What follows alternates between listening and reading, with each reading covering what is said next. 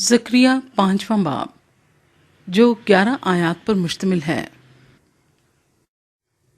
छठी रोया, उड़ता हुआ तुमार। फिर मैंने आंख उठाकर नजर की और क्या देखता हूँ कि एक उड़ता हुआ तुमार है। उसने मुझसे पूछा, तू क्या देखता है? मैंने जवाब दिया, एक उड़ता हुआ तुमार देखता हूँ जिसकी लंबाई 20 हाथ और चौड़ाई 10 हाथ है। फिर उसने मुझसे कहा, ये वो लानत है जो तमाम मुल्क पर नाजिल होने को है, और इसके मुताबिक हर एक चोर और झूठी कसम खाने वाला यहाँ से काट डाला जाएगा।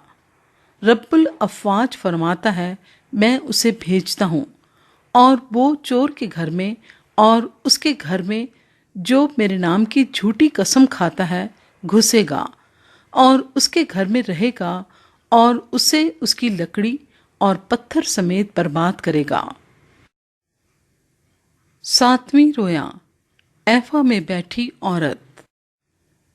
और वो फरिश्ता जो मुझसे कलाम करता था निकला और उसने मुझसे कहा कि अब तू आंख उठाकर देख क्या निकल रहा है।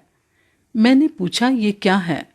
उसने जवाब दिया, ये एक ऐफा निकल रहा है। और उसने कहा कि तमाम मुल्क में यही उनकी शबी है।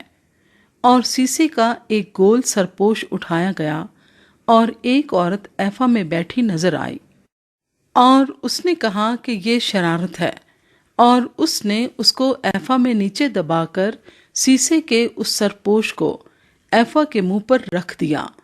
फिर मैंने आंख उठाकर निगाह की और क्या देखता हूँ कि 2 औरतें निकल आईं और हवा उनके बाजुओं में भरी थी, क्योंकि उनके लक लक के से बाजू थे, और वो ऐफा को आसमान और ज़मीन के दरमियान उठा ले गईं। तब मैंने उस फरिश्ते से जो मुझसे कलाम करता था पूछा कि ये ऐफा को कहाँ लिए जाती हैं? उसने मुझे जवाब दिया, सिनार के मुल्क को, ताकि इसके लिए घर बनाएं, और जब वो तैयार हो तो ये अपनी जगह में रखी जाए।